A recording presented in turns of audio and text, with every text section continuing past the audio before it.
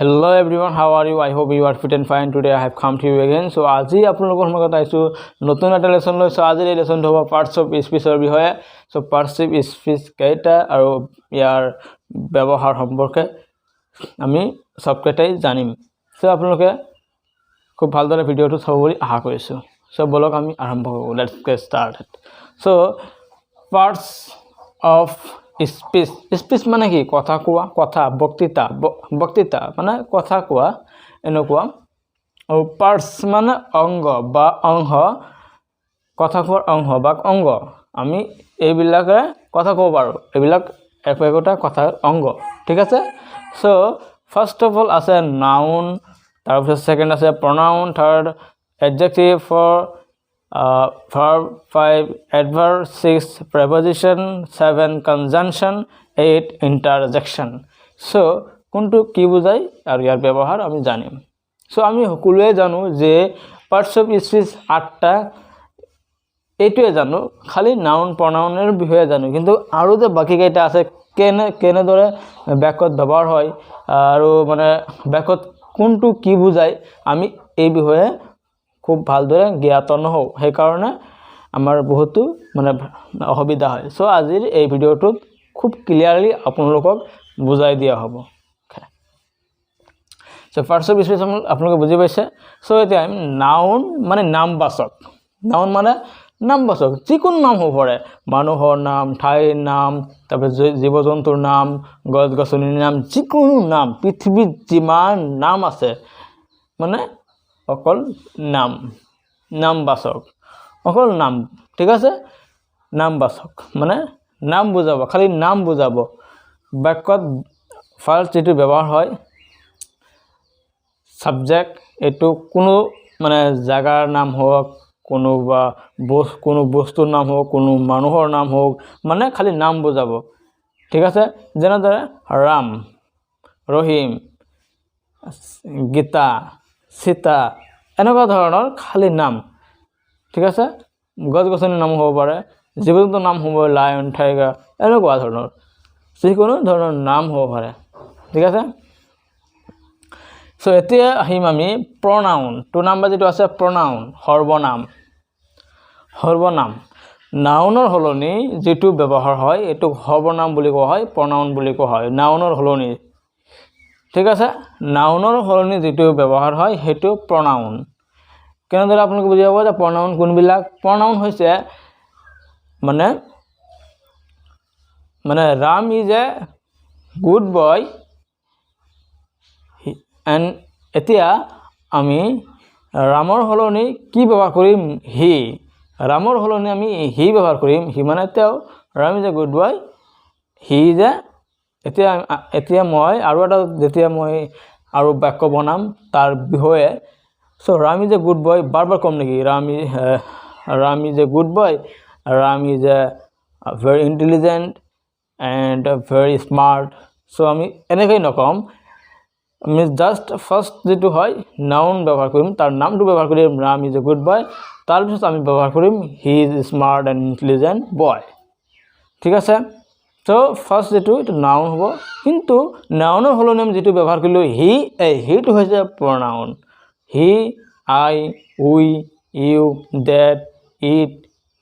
those these এইবিলাক হৈছে pronoun আৰু আছে সো আপোনালোকক এই নেক্সট এটা ক্লাছত ভালদৰে বুজাই দিম pronounৰ বিষয়ে সো নামৰ হলনি আমি যেটো ব্যৱহাৰ কৰিম হেইটোকৈ pronoun বুলি কোৱা হয় ঠিক আছে এতিয়া আহিম আমি 3 adjectiveৰ অসমীয়া অৰ্থ হৈছে বিশেষণ মানে বৃহত্ত বুজোৱা adjective ই দুহ বুজাব পাৰে গুণো বুজাব পাৰে ঠিক আছে adjective কিন্তু ই মানে সাবজেক্ট অথবা অবজেক্টৰ ই মানে অলপ ডেসক্ৰাইব কৰে অবজেক্ট বা সাবজেক্টক ই ডেসক্ৰাইব কৰে মানে বিশেষত্ব বুজাই বিশ্লেষণ কৰে বৰ্ণনা কৰে সাবজেক্ট আৰু অবজেক্টৰ বিষয়ে ই অলপ ভালদৰে বৰ্ণনা কৰে ঠিক আছে আপোনালোকে এক্সাম্পলৰ বুজাই দিয়া হ'ব adjective সাবজেক্ট আৰু অবজেক্টৰ বিষয়ে মানে অলপ বৰ্ণনা কৰে সো এতিয়া আহিম আমি verb 4 নম্বৰ verb মানে ক্ৰিয়া বা কৰ্ম বুজাই ঠিক আছে সো ভাৰ্ব এটো আপোনাৰ হেল্পিং ভাৰ্ব বা অক্সিলাৰি ভাৰ্ব হেল্পিং ভাৰ্ব হ'ব পাৰে মেইন ভাৰ্ব অ্যাকশন ভাৰ্বও হ'ব পাৰে ঠিক আছে সো ভাৰ্ব হেল্পিং ভাৰ্ব হ'ব পাৰে মেইন ভাৰ্বও হ'ব পাৰে ঠিক আছে এই মানে যেটো অ্যাকশন ভাৰ্ব এটো মানে নিজে ক্ৰিয়া কৰে মানে নিজে মানে এই জোৰ দিয়ে যেনেদৰে মই লিখো আই ৰাইট মই লিখো ৰাইট মানে লিখা মই লিখো আই ৰাইট সো আৰু হেল্পিং ভাৰ্ব হৈছে is am is are was were তো অক্সিলাৰি ভাৰ্ব বুলি কোৱা হয় সো এইবিলাক মানে বাক্যত থাকি বাক্যটোক মানে পূৰ্ণ কৰে বাক্যটো পূৰ্ণ কৰে মানে বাক্যটোৰ এটা অৰ্থপূৰ্ণ কৰে কিন্তু ই মানে নিজে অ্যাকশন নকৰে নিজে ক্ৰিয়া নকৰে এনেকুৱা ধৰণৰ সো ভাৰ্ব এটো ক্ৰিয়া বা কৰ্ম বোঝায় এতিয়া আহিম আমি 5 নম্বৰ এডভাৰ্ব মানে ক্ৰিয়া বিশেষণ এডভাৰ্ব মানে ক্ৰিয়া বিশেষণ সো ক্ৰিয়া বিশেষণটো মানে কি ক্ৰিয়া বিশেষণটো হৈছে আপোনাৰ adjectiveকো মানে এই মানে ডেসক্ৰাইব কৰিব পাৰে বৰ্ণনা বিশেষিত কৰিব পাৰে আৰু adjectiveকো মানে এই adjectiveকো বিশেষিত কৰিব পাৰে বা বিশ্লেষণ কৰিব পাৰে আৰু এই ভাৰ্ব মানে ক্ৰিয়া ভাৰ্বকো ই মানে ডেসক্ৰাইব কৰিব পাৰে ঠিক আছে 6 নম্বৰ হৈছে preposition অব্যয় preposition মানে অব্যয় preposition মানে কোনবিলাক on in over after before মানে এইবিলাক হৈছে above এইবিলাক হৈছে preposition ঠিক আছে preposition বহুত আছে preposition বি আপোনাক নেক্সট এটা ক্লাস দিয়া হ'ব সো preposition এইবিলাক সো ধৰিলো on এটা preposition মানে on এটা preposition so on to what ব্যৱহাৰ হ'ব the chalk is on my hand the chalk is on my hand on মানে লাগি থকা বুজালে on ব্যৱহাৰ হয় so on to preposition the chalk is on my hand chalk to মোৰ হাতৰ ওপৰত ঠিক আছে সো এই on to এটা preposition সো preposition আৰু বহুত আছে 7 নম্বৰ conjunction মানে সংযোজক অব্যয় বহুত আছে সংযোজক অব্যয় মানে কি দুটা বাক্য একলগ কৰিবলৈ মানে সংযোগ কৰিবলৈ মাজত কোনো এটা ওয়ার্ড দিব লাগা এই ওয়ার্ড বিলাক মানে হৈছে এই ওয়ার্ড বিলাকে হৈছে সংযোজক অব্যয় conjunction যেনেদৰে and or nor either neither আৰু বহুত আছে সো এইবিলাক হৈছে আপোনাৰ conjunction 8 নম্বৰ যেটো হৈছে interjection মানে আবেগসূচক অব্যয় আমি সেন্টেন্সত পাইছিলো exclamatory sentence আবেগসূচক বাক্য আকাংক্ষাসূচক বাক্য এইটো হৈছে 8 নম্বৰ interjection আবেগসূচক অব্যয় কোনবিলাক alas wow sweet damn এইবিলাক হৈছে এইবিলাক হৈছে আবেগসূচক অব্যয় ঠিক আছে সো এতিয়া আহিম আমি এক্সাম্পল হ'ব আপোনালোকক সম্পূৰ্ণ সুন্দৰকৈ বুজাই দিয়া হ'ব যদি আপোনালোকে এটো বুজি পোৱা নাই খুব মানে কেয়াৰফুলি আপোনালোকে এই এক্সাম্পলটো মানে সুন্দৰকৈ বুজাই দিয়া হ'ব আপোনালোকে খুব সুন্দৰকৈ চাব ইয়াত দিয়া আছে A very nice flower was seen by children. Suddenly it fell down and tore. My mother screamed. Damn, how it happened. So, এতে অৰ্থটো বুজাই দেব noun. তো এটো হৈছে noun. ফার্স্ট যেটো আছে এটো noun. মানে এটা noun. ঠিক আছে হৈছে ইয়াত noun ব্যৱহাৰ হৈছে very nice সো আপোনালোকক যে বুজাই দিছিলো যে মানে যেটো মানে very to কি হ'ব এতিয়া যেটো মানে adjective অথবা ভার্বক কি কৰে বিয়াহিত কৰে মানে বিশ্লেষণ ডেসক্ৰাইব কৰে adjective অথবা ভাৰ্বক যিয়ে মানে বিশেষিত কৰে ডেসক্ৰাইব কৰে হেতু হৈছে adverb ক্ৰিয়া বিশেষণ সো ইয়াত nice a very nice flower was seen by children মানে এটা ধুনিয়া অতি ধুনিয়া এটা মানে a very nice flower was seen by children এটা বহুত ধুনিয়া ফুল মানে বাচ্চাসকলৰ দ্বাৰা দেখা হৈছিল বাচ্চাসকলে দেখিছিল তাৰ মানে suddenly it fell down হঠাৎ এটু মানে কি হল গল তলত পৰি গল and tore আৰু এটা ছিঙি গল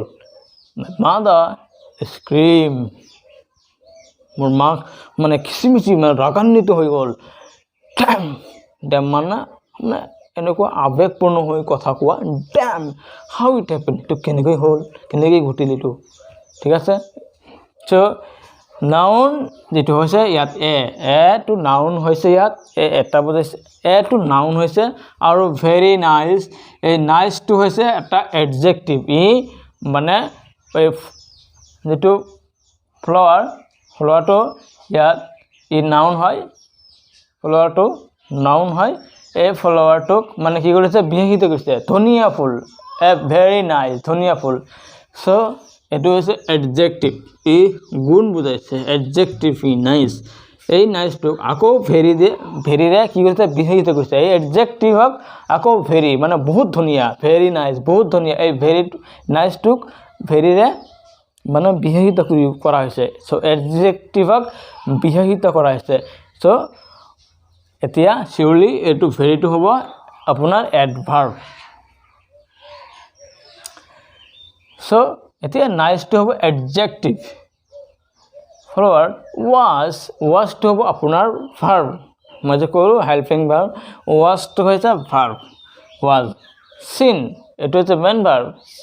past participle form use হৈছে so see so seen by to preposition আপোনাক যে কলো preposition so preposition to হৈছে by আৰু children's to হৈছে noun suddenly এটো হৈছে আপোনালোকৰ adverb suddenly এটো adverb কিয় হল মই আপোনাক বুজাই দি আছো it fell down it এটো pronoun it fell down মানে কি পৰি গল ফ্লাৱাৰ ফুলটো পৰি গল ফুলৰ হলনে কি কৰা ইউজ কৰা হৈছে ইয়াত it সো মই যে আপোনাক কলো যে noun হলনে যেটো ব্যৱহাৰ হয় হেটো হৈছে pronoun এই ফ্লাৱাৰৰ হলনি ইয়াত it ব্যৱহাৰ কৰা হৈছে এই কাৰণে it to হৈছে pronoun ঠিক আছে it fell down এটো হৈছে main verb এটো হৈছে verb and tore আৰু ছিঙি গল it fell down এটো পৰি গল and tore আৰু এটো ছিঙি গল and to হৈছে conjunction মই আপোনালোকক যে কলো conjunction হৈছে সংযোজক অব্যয় মানে দুটা বাক্যক বা দুটা শব্দক একলগ কৰিবলৈ যেটো আমি যে শব্দ ইউজ কৰো এটো হৈছে conjunctions so it and to definitely conjunction হ'ব tore এটো হৈছে verb tear torn so tore to হৈছে verb suddenly মানে এটো adverb হিচাপে ব্যৱহাৰ হৈছে suddenly মানে হঠাতে it fell down হঠাৎ এটো তলত পৰি গল মানে তলত পৰি গল হঠাৎ এটো তলত পৰি গল মানে কি তলত পৰি গল হঠাৎ এটো তলত পৰি গল মানে কি এই ভাৰ্বক বিশেষিত হৈছে এই কাৰণে এটো adverb ই ভাৰ্বক বিশেষিত কৰিছে suddenly পৰি গল মানে হঠাৎ পৰি গল এটো এটা verb fell down so এই fell down ক suddenly to কি কৰিছে বিশেষিত কৰিছে suddenly it fell down হঠাৎ এটো পৰি গল মানে suddenly to মানে fell down মানে পৰি যোৱাটোক বিশেষিত কৰিছে so সেই কাৰণে এই suddenly to হৈছে adverb মানে ভাৰ্বক বা adjective যদি বিশেষিত কৰে মানে ডেসক্ৰাইব কৰে তেনেহলে হেতু হ'ব আপোনালোকৰ adverb to end conjunctions and to verb my mother মোৰ মাক এটো হৈছে my mother এটো হৈছে আপোনালোকৰ pronoun তাহলে my mother মানে এটো pronoun হিচাপে ইউজ হৈছে ইয়াত scream এটো হৈছে verb scream মানে খিচিমিচি কৰা ৰাগান্বিত হৈ খিচিমিচি কৰা এটো হৈছে verb তাৰ পিছত আছে damn damn মানে এনেকুৱা মানে ভাব ধৰা আবেগপূৰ্ণ হৈ যোৱা মানে এটো damn টু আবেগপূৰ্ণ ভাব এটা বুজাইছে তো damn এই damn টু হৈছে interjection আবেগসূচক অব্যয় interjections এটো হৈছে আবেগসূচক অব্যয় interjections damn টু হ'ব interjection how কেনে কেনেকুৱা মা কেনে এই how টু হৈছে pronoun আৰু it এটো হৈছে pronoun আৰু happen to হৈছে verb ঠিক আছে আপোনালোক হয়তো বুজি পাইছে সো আকৌ এবাৰ আপোনালোকক সম্পূৰ্ণ বুজাই দিয়া হ'ব so parts of it is noun noun to হৈছে নামবাচক মানে পৃথিৱীৰ যিকোনো ধৰণৰ নাম হ'ব পাৰে ই নাম বুজায় জাস্ট pronoun is নামৰ হলনি নাউনৰ হলনি নামৰ হলনি আমি যেটো ব্যৱহাৰ কৰিম নামৰ হলনি ৰাম ৰামৰ হলনি আমি তেও ব্যৱহাৰ কৰিম মানে হি ব্যৱহাৰ কৰিম এই হিটো হৈছে pronoun সো নামৰ হলনি নাউনৰ হলনি আমি যিবিলাক ওয়াৰ্ড ব্যবহাৰ কৰিম এইবিলাক হৈছে আপোনালোকৰ pronoun আৰু adjective মানে বিশেষণ এই বাক্যত থকা দুটা অবজেক্ট অথবা সাবজেক্টক বিশেষিত কৰে অলপ ডেসক্ৰাইব কৰে সাবজেক্ট অথবা অবজেক্টৰ বিষয়ে এই দুখ গুণ অৱস্থা পৰিমাণ অবজেক্টৰ বিষয়ে ই অলপ ডেসক্ৰাইব কৰে মানে বিশেষিত কৰে adjective টোৱে আৰু verb মানে ক্ৰিয়া বা কৰ্ম ই অ্যাকশন ভাৰ্ব অথবা আপোনালোকৰ হেল্পিং ভাৰ্বো হ'ব পাৰে 5 নম্বৰ হৈছে adverb টো হৈছে আপোনাৰ ই adjectiveকো বিশেষিত কৰিব পাৰে ই ভাৰ্বকো বিশেষিত কৰিব পাৰে যেনে very nice এই nice to adjectiveক very to বিশেষিত কৰিছে এই very টো হৈছে adverb preposition অব্যয় on in over যেকোনো by এইবিলাক preposition ঠিক আছে আৰু conjunctions হৈছে সংযোজক অব্যয় and or nor either মানে বাক্য দুটা বাক্য একলগ কৰিবলৈ আমি